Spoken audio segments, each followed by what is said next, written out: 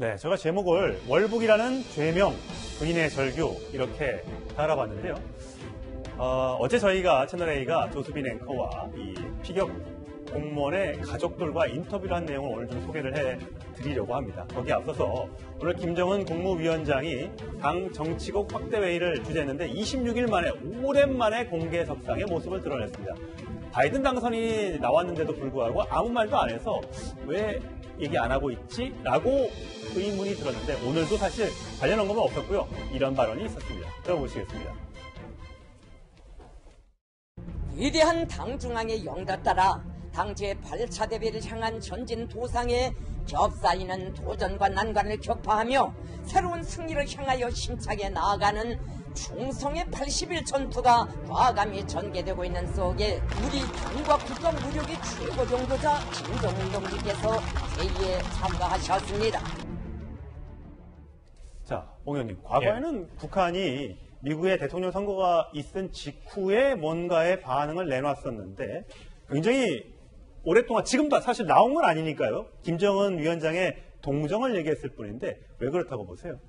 뭐 아직은 개표 결과가 끝나지 않았고 정식으로 나오지 않고 또 승인을 해야 됩니다. 승인을 해가지고 이제 각 주에서 선거인단 명단을 정식으로 결정을 하고 그것을 하원에 통보하면은 하원에서 정식으로 대통령 당선인을 선포하고 1월 20일부터 직무를 시작하죠. 그런 아주 유동성이 있기 때문에 북한도 트럼프 대통령의 입장에 대해서 간접적으로 이제 지지하는 모습을 보이는 것 같습니다. 근데 과연 진짜 조셉 윤 미 국무부 대북정책 특별대표의 말처럼 트럼프가 져서 김정은 위원장이 실망했을까요? 굉장히 실망했겠죠. 왜냐하면은 트럼프 행정부의 특징은 뭐냐면 완전한 탑다운입니다. 그러니까 북한 입장에서는 딱 한 명만 설득하면 됩니다. 그게 트럼프 대통령입니다. 그럼 밑에 사람들이 무슨 이러시면 안 됩니다 얘기를 하더라도 밀어붙일 수가 있거든요. 근데 바이든식으로 바텀업, 밑에서부터 실무 협상에서 올라가면 계속 검증 문제가 거론되게 됩니다. 북한 입장에서는 어떤 허술한 협상을 최고 지도자끼리 할 확률이 이제 없어진 것이죠. 예. 오늘 근데 김정은 위원장의 발언 중에 굉장히 주목되는 대목이 뭐냐면 평양 의대에 대한 심각한 문제가 발생했다라는 점이에요. 그래서 내부 조사를 지금 철저히 하라라는 이야기인데 이게 무슨 문제인지는 이제 밝히진 않았습니다만은 지금 북한 같은 경우도 코로나19 때문에 굉장히 방역을 지금 굉장히 세게 하고 있거든요. 러시아에서 식량 준다는 것도 지금 코로나 때문에 안 받고 있는 상황입니다. 근데 과연 평양 의대에 무슨 일이 있어서 그런지 김정은 위원장이 이 의대 전원에 대해서 지금 조사에 들어가고 했는 건지 이게 어떤 면에서 보면 이제 코로나 문제 때문에 만약에 뭐 뚫렸는 것인지 이런 것들이 상당히 오늘 관심을 끌었는데 그 내용 자체는 아직까지 알려지고 있지 않습니다. 예.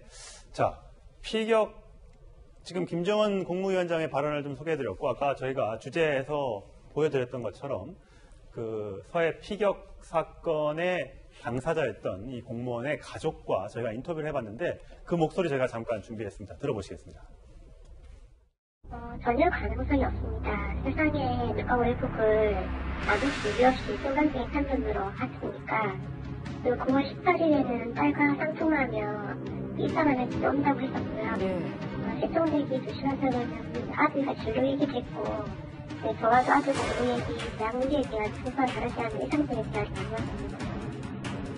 네, 아빠를 구할 수 있는 많은 시간이 있었지만 어떤 조치도 취하지 않았고 살리지 못한 것에 대한 책임을 회피하기 위해서 개인이 책임을 물리기 위한 책임주지라고 생각합니다. 네, 서해 피격 공무원 가족들이 이제 방송 중에선 저희가 처음으로 인터뷰를 어저께 나눴는데요. 조대민 보시기에는 어떠세요?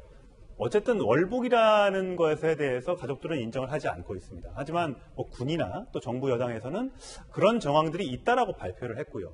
이렇게 얘기가 계속 엇갈린다면 뭔가 뭐 조사를 하든지 공개를 좀 해줘야 되는 거 아닐까요? 이게 사실은 굉장히 어려운 부분인 게 최초의 그 월북이라고 이렇게 판단했던 부분에 대해서 나름의 근거가 있었다고 봅니다. 그렇지만 그 근거들이 이제 뭐 북한에서 들려오는 어떤 감청에 관한 정보들을 분석한 결과일 텐데 그것들은 사실은 그 내부에서 북한의 어떤 정당성을 확보하기 위한 여러 그 메시지들일 가능성도 있거든요. 그렇기 때문에 그걸 전적으로 신뢰할 건 아니었는데 이제 국회에서 이제 그 부분에 대한 것들이 알려지기 시작하면서 정확한 정보 제공을 요구하다 보니까 좀 섣불리 판단한 게 아닌가. 왜냐하면 아직 정확하게 월북이라고 단정 지을 만한 징후들은 확인된 건 없습니다. 그렇기 때문에 그 가족들 입장에서 그렇게 뭐 불만을 갖거나 뭐 억울함을 토로하는 심정은 충분히 이해가 되고요. 다만 이제 그 당시에 과연 우리 군이나 그 해경에서 적절한 조치를 했으면 그분을 구할 수 있었겠느냐.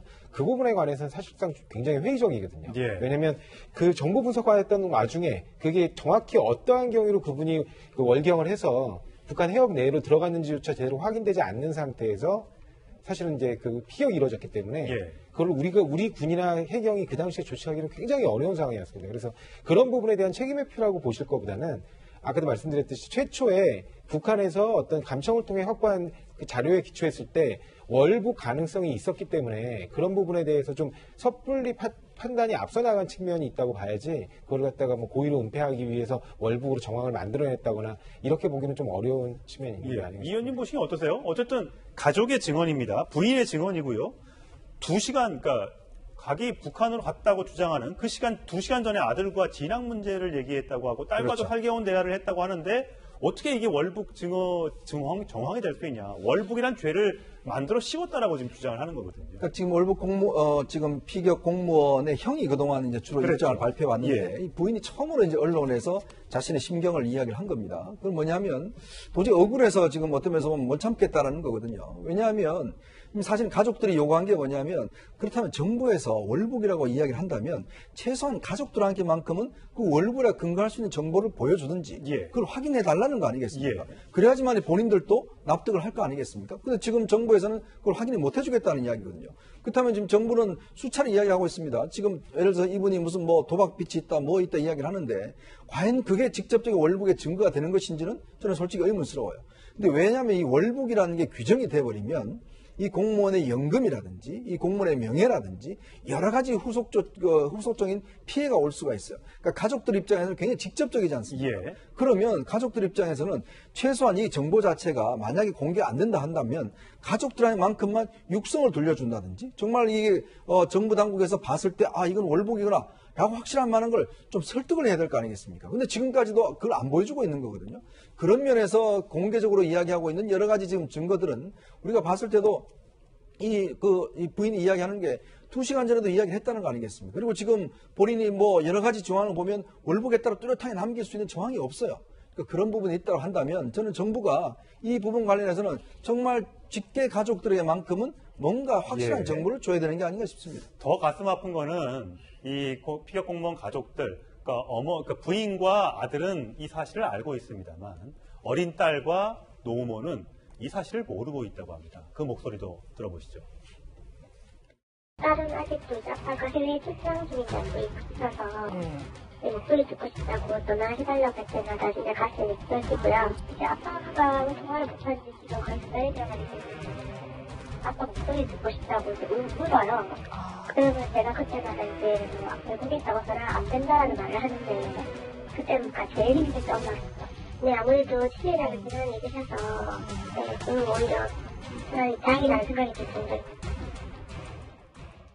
자, 오 의원님, 뭐 가족들의 절절한 대화는 저희가 다 들려드리진 못합니다만 여러 가지 참 마음 아픈 일들이 많습니다. 오죽하면 아들이 공무원이 돼서 이런 공직사회를 좀 바로잡아 가고 싶다라고 얘기까지 했겠습니까? 근데 사실 북한에서는 처음에 이제 사과인 것처럼 얘기를 했습니다만 뒤에 와서는 이제 10월 30일쯤에 와서는 할 만큼 했다는 뉘앙스의 얘기를 했고요. 그다음에 이거를 정치적으로 이용하는 남한의 보수 야당에 문제가 있다라고 주장을 한단 말이죠. 그럼 앞으로 뭐 이렇게까지 이미 대답이 나왔으면 이 관련돼서의 추가 진상조사나 북한의 추가적인 사과 이런 거는 기대하기 어려운 건가요? 그 얘기를 들으면서 저는 세월호 사건 때가 떠올랐습니다. 그 당시에 이런 이야기가 있었죠. 교통사고인데 어떻게 대통령이 전적으로 책임을 지겠느냐. 수많은 어린 생명이 사라진 데 대해서는 너무 가슴 아프지만 이렇게 사회가 가라앉으면은 민생 경제가 망가지기 때문에 이젠 가족분들께서 슬픔을 거두고 일상으로 돌아가 주십시오. 이런 이야기를 했을 때 그것을 인정하는 사람도 있고 어떻게 그런 얘기를 할 수가 있느냐고 비판하는 사람도 있었죠. 그래서 그 당시에도 이 세월호 사건을 어떤 정치적인 이익을 위해서 이용해서는 안 된다. 철저한 진상조사와 규명 그리고 사과가 필요하다고 주장하는 사람도 있었습니다.